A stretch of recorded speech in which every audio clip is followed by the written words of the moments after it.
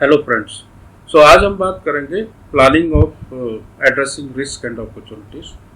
When planning for the occupational health and safety management system, the organization shall consider the issues, the requirements, interested parties, and the scope of its occupational health and safety management system, and determine the risk and opportunity that needs to be addressed.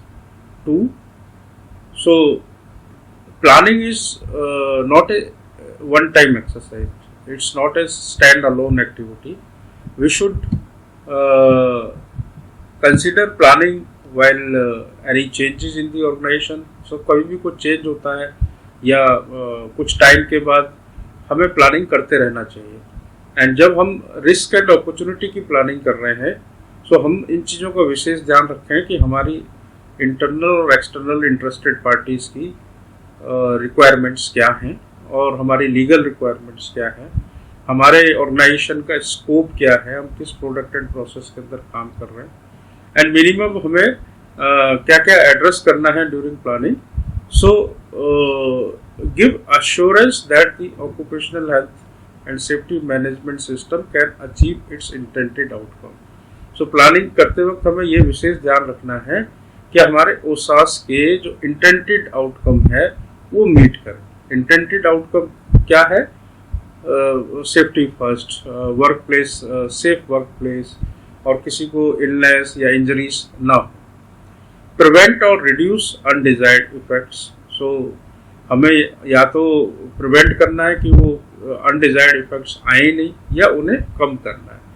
Undesired effects का मतलब कोई accident, कोई illness, कोई जो हम नहीं चाहते वो चीज़ें ऑर्गेनाइजेशन में ना हो, with related to occupational health and safety requirements. Achieve continual improvement. हमें ये भी ध्यान रखना है वाइल प्लानिंग कि हम अपने इम्प्रूव करें in case of accidents, number of accidents, illness, and may be some health issues. When determining the risk and opportunity for OSAS management system, its intended outcome that need to be addressed, the organization shall take into account. क्या क्या हमें risk and opportunity की जब हम identify कर रहे हैं या डिटरमाइन कर रहे हैं, तो हमें ये ध्यान रखना है कि जो इंटेंडेड आउटकम है, सेफ फ्री इन्वायरमेंट है, वो एटलीस्ट अचीव हो।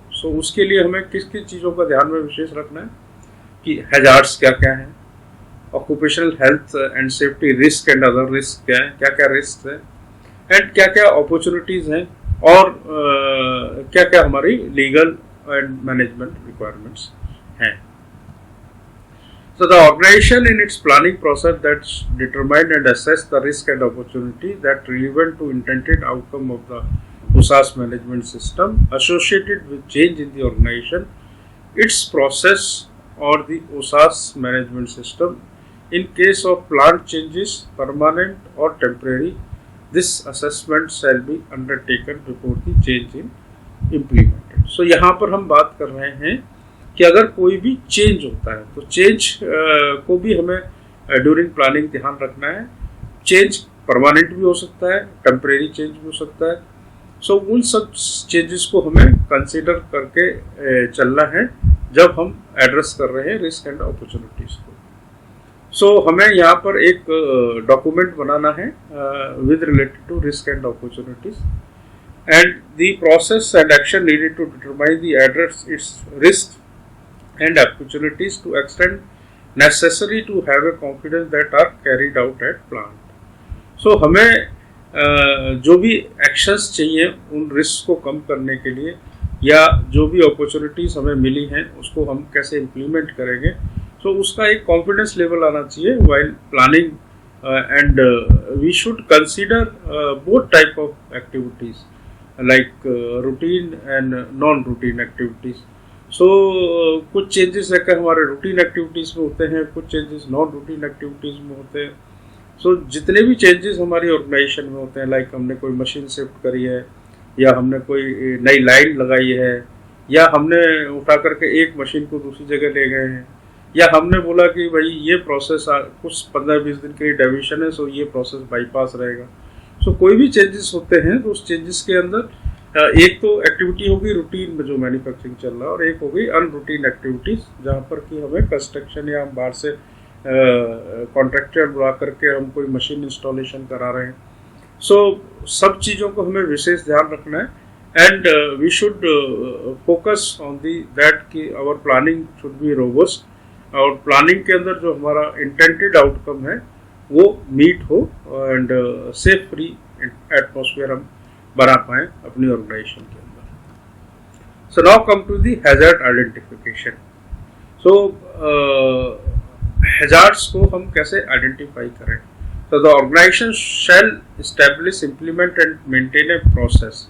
तो हमें एक प्रोसेस बनाना है और उसको इम्प्लीमेंट भी करना है और मेंटेन भी करना है throughout the life cycle of our organization and product. For hazards identification is ongoing and proactive. So ये वन टाइम एक्टिविटी नहीं है, ये हमें बार बार रिव्यू करते रहना है, और ये ऑन गोइंग एक्टिविटीज़ है, और प्रोएक्टिवली हमें करना है। वो हैजार्ड आने से पहले या वो रिस्क आने से पहले हमें उसको पहले आइडेंटिफाई करना है। The process shall take into account but not be limited to. So ये चीज़ें हमें कंसिडर करनी है, बट ये इसकी कोई लिमिट नहीं है। You can go above than this requirement which is mentioned in the standard. How work is organize. So हम कैसे काम को कैसे करते हैं, कैसे ऑर्गेनाइज करते हैं। Social factors including workload, work hours, victimization, harassment, leadership and culture in the organization. So हमें सारी सर्कमस्टांसेस को ध्यान में रखना है कि हमारे सोशल फैक्टर्स क्या हैं, हमारा वर्कलोड कितना है, हम कोई हरासमेंट तो नहीं हो रहा है कहीं पर, लीडरशिप की क्वालिटी कैसी है, कल्चर कैसा है थ्रू आउट द ऑर्गेनाइजेशन। सो इन सब चीज़ों को हमें विशेष ध्यान देना है while identifying the hazards. So routine and non-routine activities and situations including hazard arising from. So जो routine की activities है या non-routine activities है, ये हम अभी बात कर चुके हैं इसके बारे में। So routine में means normal जो हम daily work management करते हैं, daily production कर रहे हैं, आ रहे जा रहे हैं।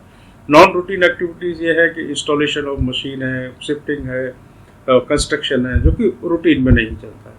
So उन सब सिचुएशंस को भी हमें, जब हम हजार्ड्स आइडेंटिफाई कर रहे हैं, सो उनको भी हमें ध्यान में रखना है।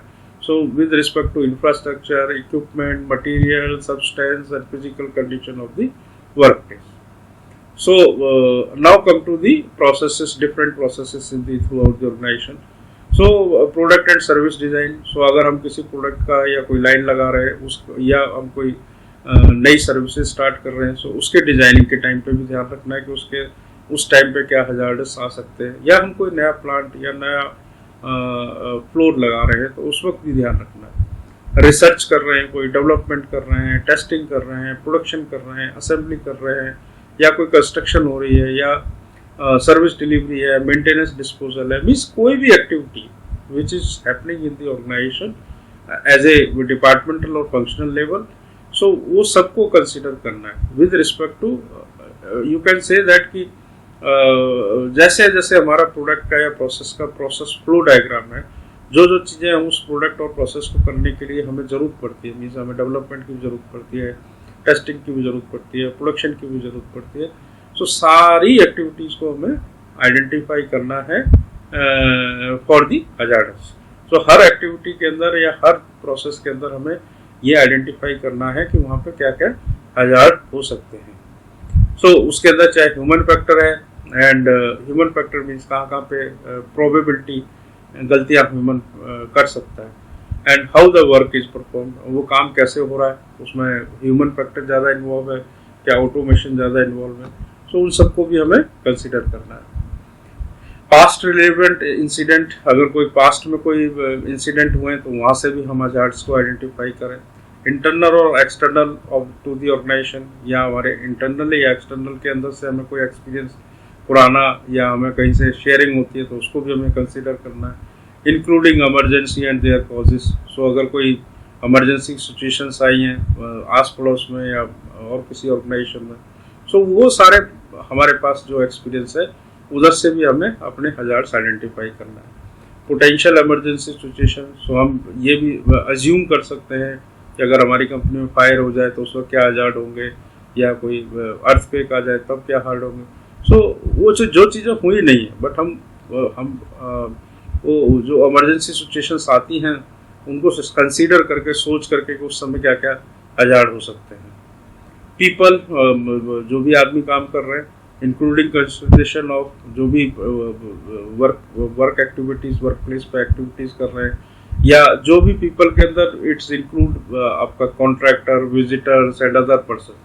सो जो भी हमारे ऑर्गेनाइजेशन के प्रेमिसेस के अंदर कोई भी आदमी आ रहा है, सो उसकी एक्टिविटीज़, उसका काम करने का तरीका, या वो कहाँ कहाँ पे जा सकता है, या वो क्या क्या वो हमारे ऑर्गेनाइजेशन में कर सकता है, या कहाँ कहाँ पर उसका पाथ होगा, कहाँ कहाँ पर उसकी एसेसिबिलिटी होगी in case of visitors, in case of contractor.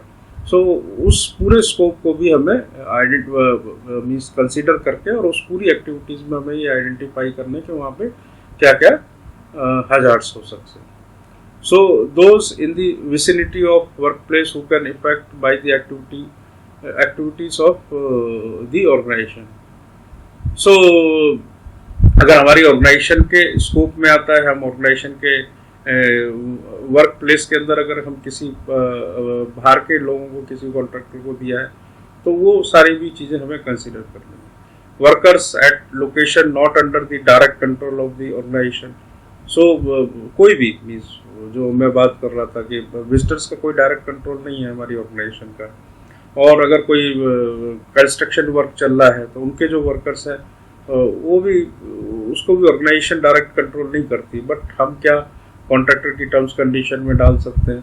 सो हमारे जो प्रोमाइसिस के अंदर कोई भी ह्यूमन बीइंग या कोई भी पीपल आता है, तो उस सब का उन सब की एक्टिविटीज़ और वो कहाँ कहाँ पे एसेस कर सकते हैं ऑर्गेनाइजेशन में, उन सबको भी हमें कंसीडर करना है, और उन सारी एक्टिविटीज़ के अंदर भी हमें आइडेंटिफाई करने हैं कि कोई हजार्ड्स तो नहीं है। Other issues including consideration of the design of work area, process installation, machinery, equipment, operating procedure and work organization, including this adoption need and capability of work involve. So हमें अगर कोई नया प्रोडक्ट डिज़ाइन कर रहे हैं, या line design कर रहे हैं प्रोसेसेस में, या इंस्टॉलेशन कर रहे हैं हम कोई मशीनरी इक्विपमेंट का, सो हम कोई भी एक्टिविटी हमारी प्रोमाइसेस में हो रही है, so that should be consider and we should identify those activities कि वहाँ पे क्या क्या हजार्ड्स हो सकते हैं।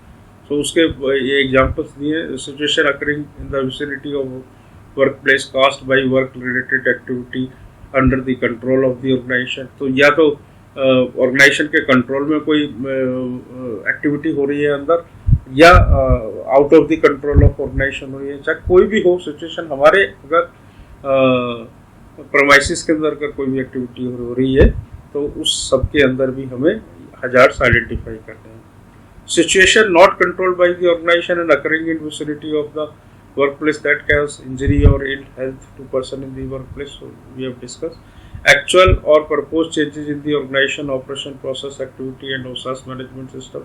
So कोई भी या तो जो चेंजेस हो चुके हैं या हो रहे हैं, या कोई प्रपोज चेंजेस हैं, उन सब के अंदर भी हमें ये आइडेंटिफाई करना है कि वहाँ पे क्या क्या हजार्ड्स हो सकते हैं। So change in knowledge of information about hazard, अगर सिचुएशन ऐसी भी आती है कि मैन पावर चेंज हो गई और या लीगल रिक्वायरमेंट चेंज हो गई, सो हजार्ड से रिलेटेड कोई नॉलेज में चेंजेस आ गया, तो उस समय पे भी हमें आइडेंटिफाई करना है कि लोगों को अवेयरनेस नहीं है, इसलिए ये हजार्ड हो गया। सो उन सिचुएशंस को भी कंसिडर करके और वहाँ पर भी अगर कोई हजार्ड्स आइडेंटिफाइड करने हैं। Now come to the assessment of occupational health and risk and other risk of the management system. So जो हमने रिस्क आइडेंटिफाई किया या जो अपॉर्चुनिटीज हमने आइडेंटिफाई, उनको असेस कैसे करेंगे। So the organisation shall establish, implement and maintain a process to. So हमें यहाँ पे एक प्रोसेस बनाना है, डॉक्यूमेंटेड प्रोसेस, उसको बनाना भी है, इम्प्लीमेंट भी करना है, we have to maintain it. So the assess the OSAS risk from the identify hazards while taking into account the effectiveness of existing controls.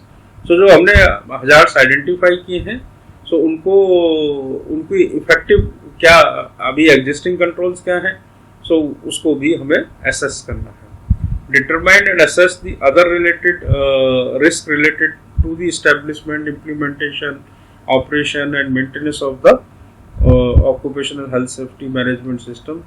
The organization method and criteria for the assessment of OSAS risk shall be determined with respect to their scope, nature, timing, to ensure they are proactive rather than reactive are used in a systematic way.